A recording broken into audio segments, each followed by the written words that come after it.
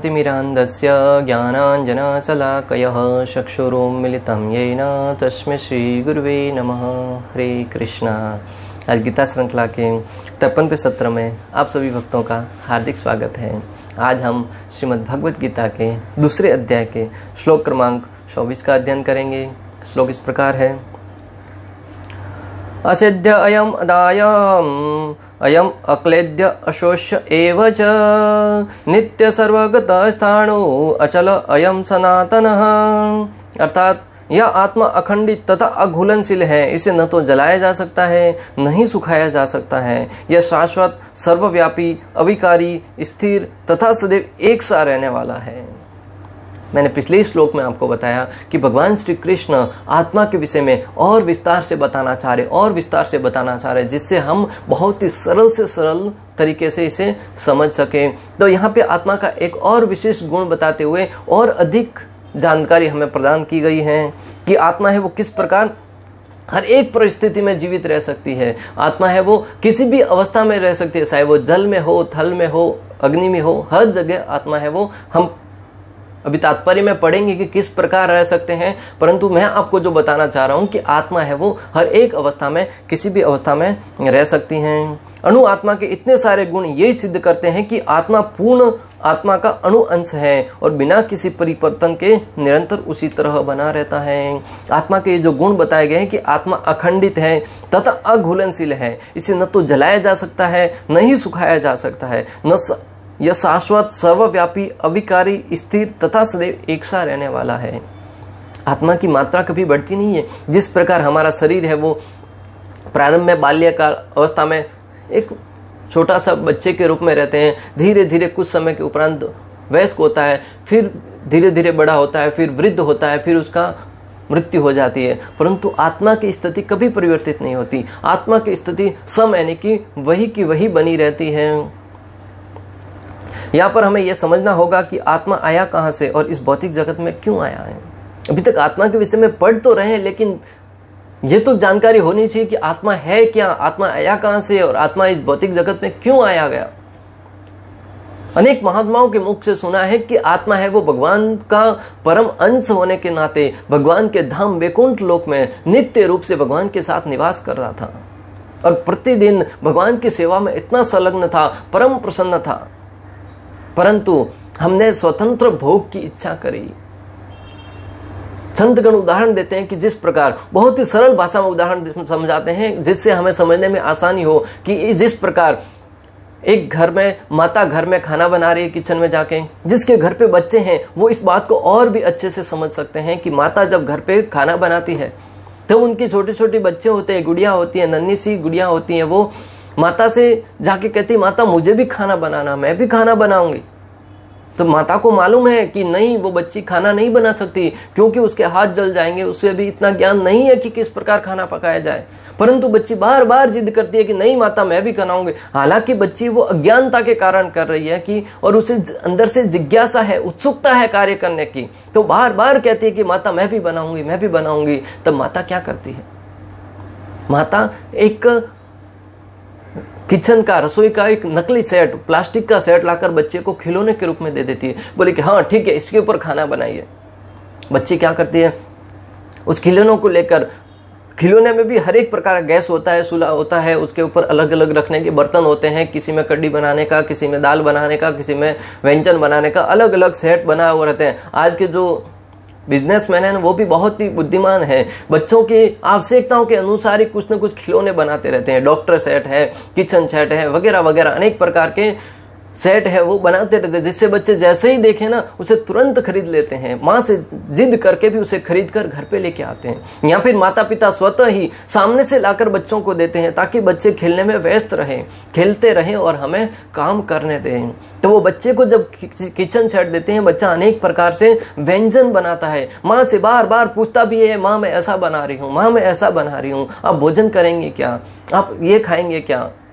1 घंटा 2 घंटे तक वो खेलता रहता है उस खिलौनों के साथ, परंतु उस प्लास्टिक के खिलौने से उसकी भूख नहीं मिटती है। अंदर ही अंदर जब भूख लगती है तब तुरंत दौड़ी दौड़ी माँ के पास जाती है और माता से कहती है कि मुझे भूख लगी है। हालांकि माता तभी ऐसा नहीं कहती कि तुम्हारे पास खिलौने हैं, तुमने खाना बनाया वो खा लो। तब माता क्या करती है, उसे भोजन देती है, जो माता ने भोजन बनाया है।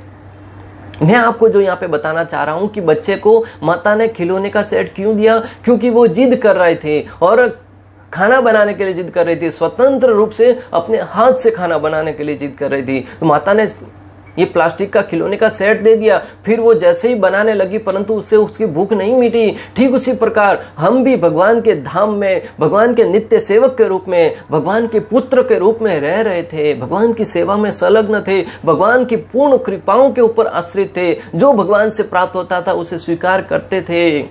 परंतु उस बच्चे की भांति, उस नन्ही सी गुड़िया की भांति हमारे अंदर भी स्वतंत्र भोग करने की, कि मैं भी इस प्रकार की सृष्टि का निर्माण कर सकता हूं, मैं भी स्वामी बन सकता हूं, इस प्रकार की जब इच्छा करी ना, तब भगवान ने हमारे लिए नकली धाम, यानी कि जो ये भौतिक जगत है ना, वो आध्यात्मिक जगत का प्रतिबिंब है। यहाँ पे भगवान ने हमें ये इस भौतिक जगत की संरचना करके यहाँ पे भेज दिया कि वहां पे जाकर इसी प्रकार का जो परिवार है, उस परिवार में रहकर आप मुखिया के रूप में रहकर वहां पे स्वतंत्र भोग कीजिएगा और आनंद से रहने का प्रयास कीजिए। जो यहाँ पे इच्छा करे वहां पे जाके अपनी इच्छा पूर्ण करो। जिस प्रकार बच्ची 2 घंटे के बाद, 3 घंटे के बाद पुनः दौड़कर माता के पास जाती है और माता से कहती है कि मैं सुखी नहीं हुई, मुझे भोजन करना है, ठीक उसी प्रकार हम भी इस जगत में भगवान से विद्रोह करके, भगवान से छूटकर अलग आ तो गए, परंतु हम भी अनेक वर्षों के उपरांत जब यहाँ से भोजन करने का प्रयास करते हैं, हालांकि इस शरीर के लिए भोजन कर भी लेते हैं, परंतु आत्मा के लिए भोजन ठीक से नहीं मिलने के कारण हमारा जीवन है वो कहीं ना कहीं अधूरा रहता है, जिज्ञासा बनी रहती है, अंदर से असंतुष्ट रहते हैं। आपने देखा होगा कि बड़े से बड़ा धनवान व्यक्ति भी अंदर से कहीं ना कहीं तो खोखला होता है। बड़े बड़े टीवी एंकर बैठकर भगवान की अस्तित्व को तो नकारते रहते हैं, परंतु वही व्यक्ति मंदिर में जाकर भगवान के सामने हाथ जोड़कर भगवान से ही मांगते रहते हैं और भिक्षा मांगते हैं कि भगवान मुझे प्रसन्न कर दो, मेरे जीवन के दुखों को मिटा दो, कष्टों को मिटा दो। बड़े बड़े प्रोग्राम का आयोजन करते हैं, परंतु लोगों के सामने बड़ा चढ़ाकर अपने आप को एक प्रगतिशील बताने के लिए भगवान के अस्तित्व को नकार देते हैं। मैं आपको जो यहाँ पे बताना चाह रहा हूं कि हम भगवान के धाम से अलग होकर इस भौतिक जगत में आए हैं, उसी गुड़िया की भांति, उसी बच्चे की भांति जो स्वतंत्र रूप से भोजन बनाने का इच्छा कर रही थी, परंतु अंत में भूख लगने पर पुनः माता के पास जाती है। ठीक उसी प्रकार हमें भी भूख लगी है, अंदर से भूख मिट नहीं रही है इससे, तब हमें जाकर जिज्ञासा करनी चाहिए गुरु के समक्ष कि मेरी इस आत्मा की भूख किस प्रकार मिटेगी। आत्मा की जब भूख मिटानी हो ना, तब निश्चित रूप से परमात्मा की शरण में जाना होगा। और जब परमात्मा की शरण में जाकर भगवान की भक्ति करके गोलोक वृंदावन धाम में जाएंगे, तब निश्चित रूप से हमारा अस्तित्व, हमारे आत्मा की असली भूख है वो मिटेगी। अणु आत्मा कभी भी परम आत्मा के साथ मिलकर एक नहीं हो सकता। ये जो अणु आत्मा है, जो हम जीव के अंदर अणु आत्मा विद्यमान है, वो भी कभी भी परमात्मा के साथ मिलकर एक नहीं हो सकता। पिछले श्लोकों में भी हमने चर्चा करी कि किस प्रकार आत्मा हर एक अवस्था में स्वतंत्र रहता है। भौतिक कलमश से मुक्त होकर अणु आत्मा भगवान के तेज की किरणों की आध्यात्मिक स्फुलिंग बनकर रहना चाह सकता है, किंतु बुद्धिमान जीव तो भगवान की संगति करने के लिए बैकुंठ में ही प्रवेश करेगा। भगवान के शरीर से ना कांति निकलती है, बहुत ही सुंदर तेज निकलता है। भगवान कहते हैं कि जो सूर्य है ना, सूर्य का प्रकाश है, उससे करोड़ों गुना अधिक भगवान के शरीर का जो सौंदर्य है, तेज है, उससे कांति निकलती है, जिसे दिव्य प्रकाश कहा जाता है, ज्योति कहते हैं लोग। और अनेक प्रकार के जो अलग सिद्धांत को समझने वाले भगवान की संपूर्णताओं को नहीं समझ सकते, भगवान का जो संपूर्ण ऐश्वर्य उसको नहीं समझने के कारण कुछ ज्ञान के अभाव में वो सोचते हैं कि हम इस भौतिक जगत से मुक्त होने के उपरांत भगवान की ज्योति में विलीन हो जाएंगे और वहां पर ज्योति में विलीन होकर हम अपना अस्तित्व समाप्त कर देंगे। भक्तों, समझने वाली बात है कि कोई भी व्यक्ति अपना अस्तित्व खत्म करके सुखी नहीं रह सकता, या फिर किसी एक स्थान पर रहकर भले कितना ही वहां पर उनको भोजन सामग्री क्यों न दिया जाए, जब तक व्यक्ति स्वतंत्र नहीं रहेगा तब तक सुखी नहीं हो सकता। अब कल्पना कीजिए कि अगर आपको कहा जाए कि आप एक ही कमरे में बंद रहिएगा, एक कमरे में बंद करके आपके मनपसंद स्वादिष्ट व्यंजन प्रदान किए जाए, आए दिन आपकी हर एक इच्छा पूर्ण करी जाए, परंतु कहेंगे इस कमरे से बाहर नहीं जाना है, तो क्या आप सुखी रह पाएंगे? क्या आपको बाहर जाने की इच्छा नहीं होगी? जिस व्यक्ति ने हॉस्पिटल में जाकर एडमिट हुआ है ना 6 दिन 7 दिन के लिए, वो इस बात को ठीक से समझ सकता है। या कोई अगर व्यक्ति हॉस्टल में रहा है तो वो और इस बात को अच्छे से समझ सकता है कि जब हम हॉस्पिटल में जाते हैं 7 दिन तक एक ही बेड पर पड़े रहते हैं, हालांकि समय समय पर 5-5 मिनट में वहां पर आकर जो भी सिस्टर है वो हमारी हेल्प करती है, सहायता करती है, इस प्रकार हमारी मेहमान नवाजी करती है जिस प्रकार हम तो बहुत बड़े नवाब हैं। एक एक क्षण में आकर जल के बारे में पूछती है, भोजन के बारे में पूछती है, हर एक प्रकार की सहायता करती है, परंतु फिर भी हमारे मन के अंदर इच्छा होती है कब यहां से बाहर निकलूं और कब बाहर जाकर मैं घर पे जाऊं और कब जाकर बाहर घूमूं। जिसने भी ये अनुभव किया वो और अच्छे से समझ सकता है, और जो हॉस्टल में रहा है वो भी समझ सकता है कि किस प्रकार हॉस्टल में पूर्ण रूप से जो बंदिश में रहता है वो जब छुट्टियों का इंतजार करता है, कब दिवाली की छुट्टी आएगी, कब होली की छुट्टी आएगी, वहां से हम बाहर निकलकर बाहर घूमेंगे। मैं आपको जो यहाँ पे बताना चाह रहा हूं कि जो व्यक्ति ये सोचता है कि मैं इस जगत से मुक्त होने के उपरांत दिव्य ज्योति में जाकर स्थित हो जाऊंगा तो और वहां पे प्रसन्न हो जाऊंगा, किस प्रकार प्रसन्न हो जाएंगे? तो जो दिव्य और बुद्धिमान व्यक्ति है वो इस भौतिक जगत से मुक्त होने के उपरांत भगवत धाम में जाकर भगवान के साथ रहकर भगवान की सेवा में संलग्न होकर अपने आप को आनंदित महसूस करने के लिए ही कार्य करेगा। कोई भी व्यक्ति जो बुद्धिमान है वो मात्र और मात्र अपना अस्तित्व समाप्त करने की इच्छा कभी नहीं करेगा। इस श्लोक में सर्वगत शब्द बहुत ही महत्वपूर्ण है, क्योंकि इसमें कोई संशय नहीं है कि जीव भगवत धाम भगवान की समग्र सृष्टि में फैले हुए वे जल थल वायु पृथ्वी के भीतर तथा अग्नि के भीतर भी रह सकते हैं। क्लास के प्रारंभ में ही हमने बताया कि जो सर्वगत शब्द है ना बहुत ही महत्वपूर्ण है, यानी कि जो आत्मा है वो हर एक अवस्था में हर एक जगह पे विद्यमान रह सकता है, भले वो जल में हो, थल में हो, वायु में हो, अग्नि में हो, हर एक स्थान पर जीव है वो विद्यमान है। इससे ये भी सिद्ध होता है कि आत्मा को न तो अग्नि जला सकती है, न जल भिगा सकता है, न वायु सुखा सकती है, न किसी भी अवस्था में आत्मा का हनन नहीं हो सकता। तो यहाँ पे इसलिए प्रभुपाद तात्पर्य में समझाते हैं कि आत्मा है वो, यानी कि इस सर्वगत शब्द से ये सिद्ध होता है कि हम जीव है वो सूर्य लोक पर भी विद्यमान है, जल में भी विद्यमान है, वायु लोक में भी विद्यमान है, चंद्र लोक में भी विद्यमान है, हर एक लोक में जीव है वो विद्यमान है। हालांकि हम यहाँ से सूर्य की तरफ देखते हैं तब हम सोचते हैं कि सूर्य का प्रकाश है, तेज है, उनकी गर्मी है वो कितनी अधिक है।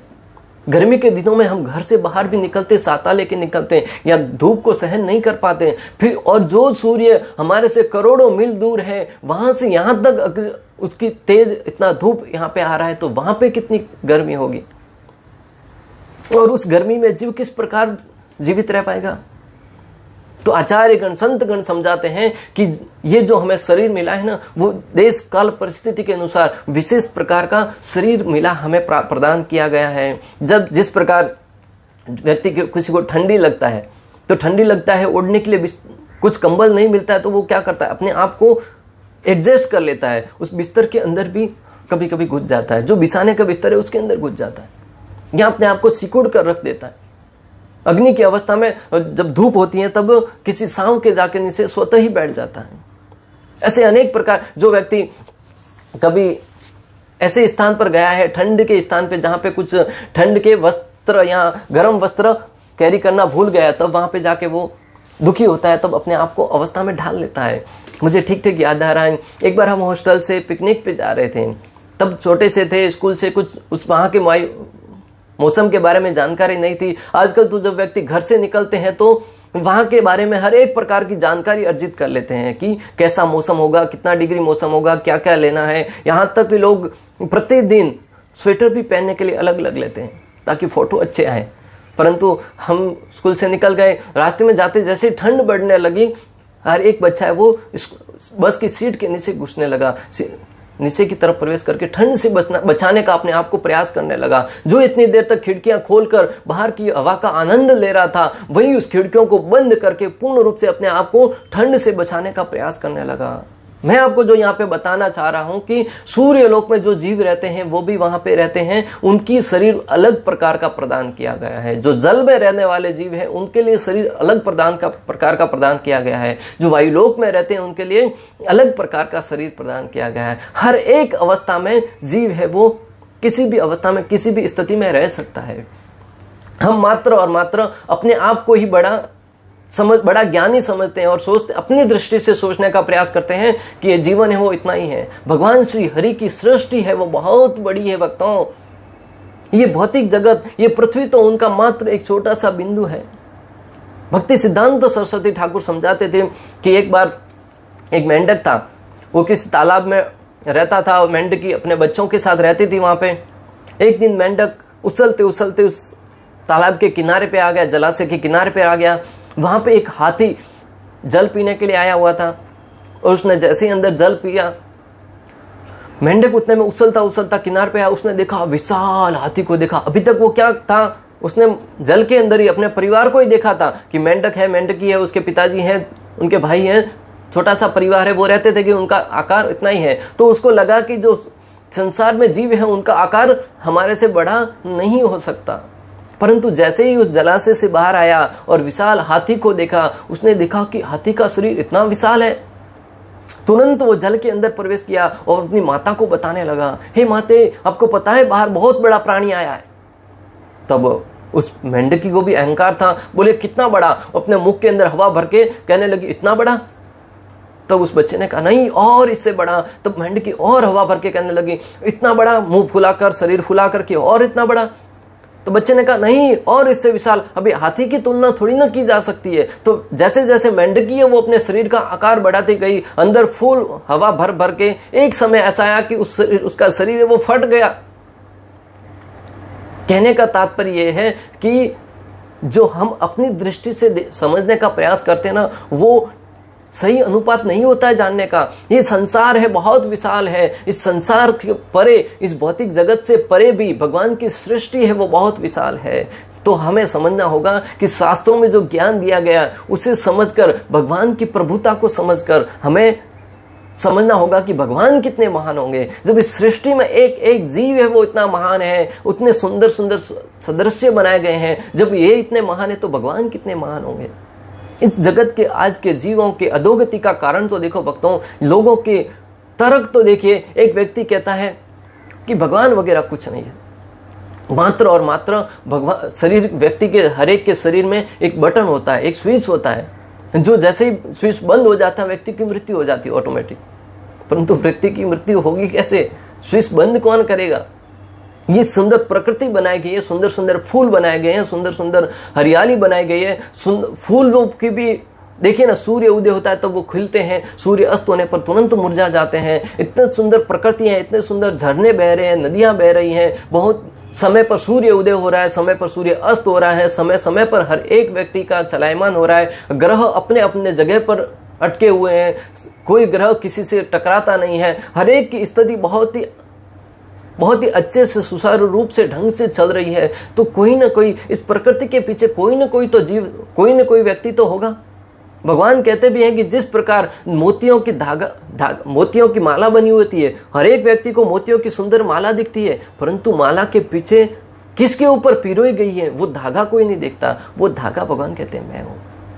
तो इस सृष्टि का निर्माण हुआ है, सृष्टि के सृष्टिकर्ता भी होंगे। जब हम घर बनाते हैं तो इसके पीछे किसी न किसी का हाथ होता है, मालिक आके बोलता है मैंने बनाया है। तो उसी प्रकार ये संपूर्ण सृष्टि बनाई है परमात्मा ने, उसके पीछे भगवान है। आवश्यकता है तो इस ज्ञान को हर एक व्यक्ति तक पहुंचाना।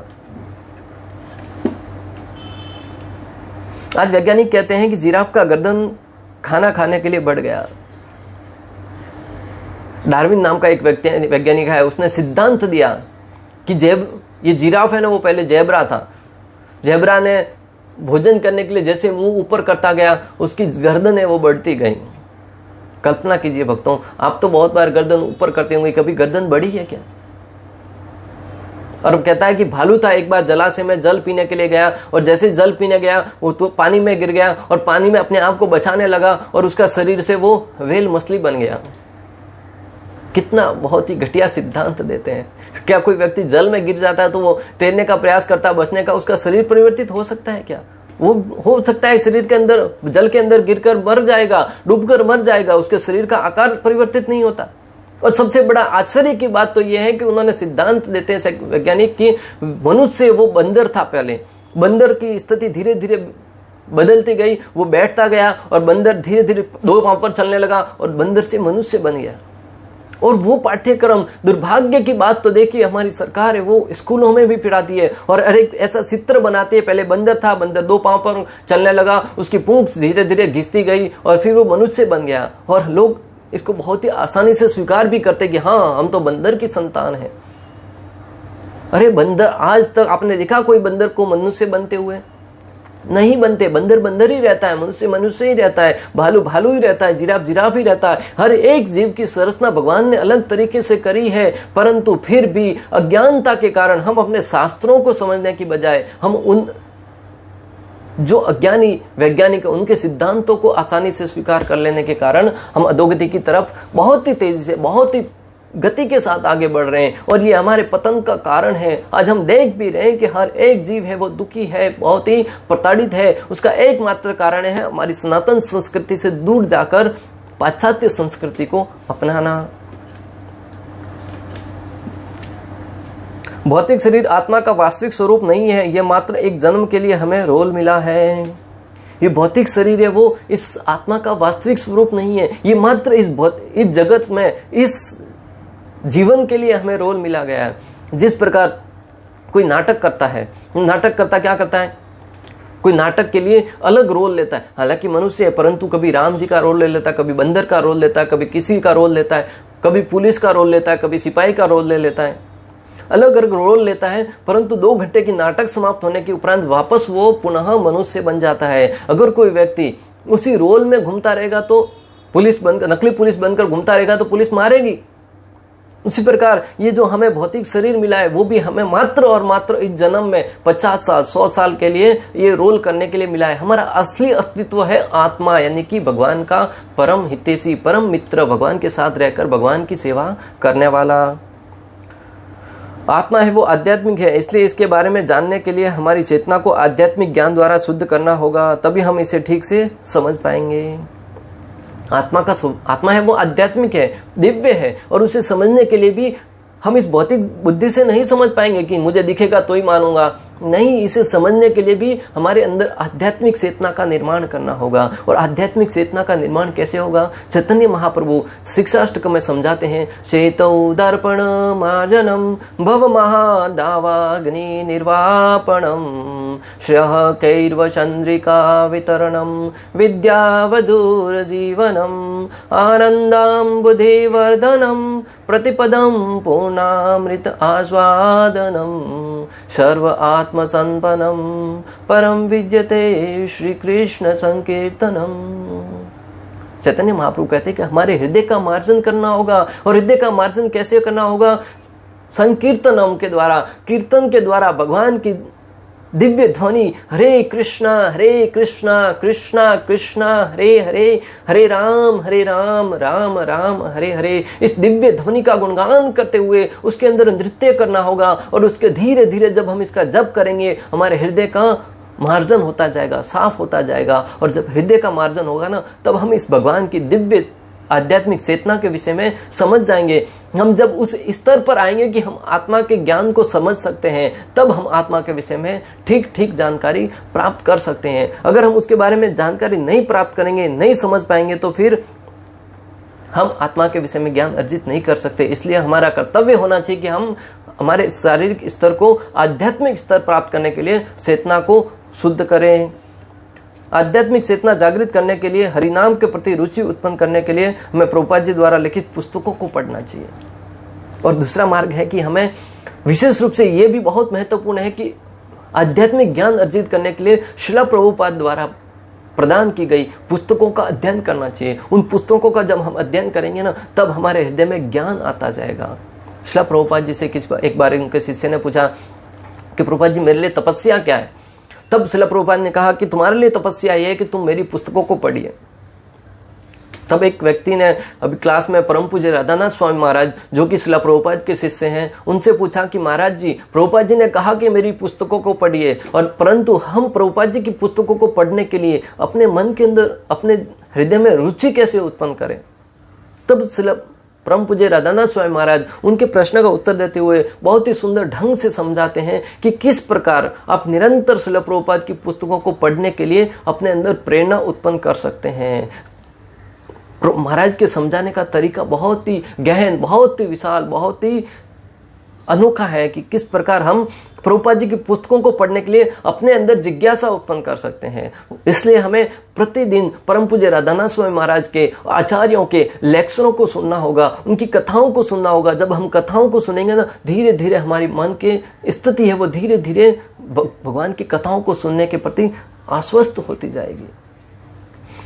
राधानाथ स्वामी महाराज, मैं आपको सार में समझाता हूं, समय के अभाव में राधानाथ स्वामी महाराज ने बहुत ही विस्तार से उत्तर दिया। महाराज ने कहा कि श्रील प्रभुपाद कहा करते थे कि जिस प्रकार किसी व्यक्ति को पीलिया हो जाता है तब वो पीलिया को उपचार करने का उचित तरीका है कि गन्ने का जूस पिलाया जाए।